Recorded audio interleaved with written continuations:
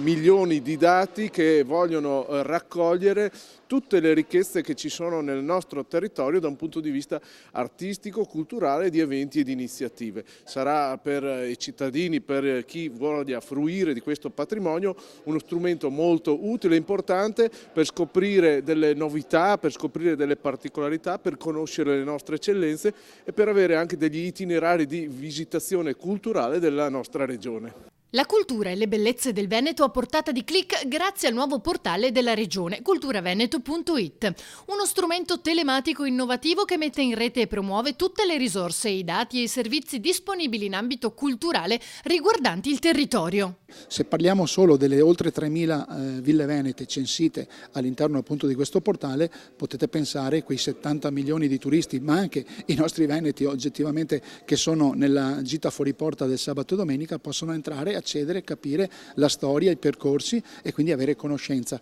Questo è un elemento assolutamente imprescindibile, quindi cultura ma anche conoscenza, ma anche promozione appunto in un territorio che vive attraverso il litorale, l'entroterra, le città d'arte, i laghi e le montagne, appunto in ogni angolo ci si giri è una bellezza. Scorrendo dal nuovo portale si trova in rete un patrimonio di 270 musei, 12.000 eventi artistici annui, 51.258 manoscritti e oltre 72.000 manoscritti musicali. È un lavoro che è il frutto di più di 30 anni di attività che l'amministrazione regionale ha avviato, realizzato e portato avanti in una strettissima collaborazione con le istituzioni pubbliche e private del territorio. Quindi è il risultato di veramente un percorso corale di un sistema veneto della cultura.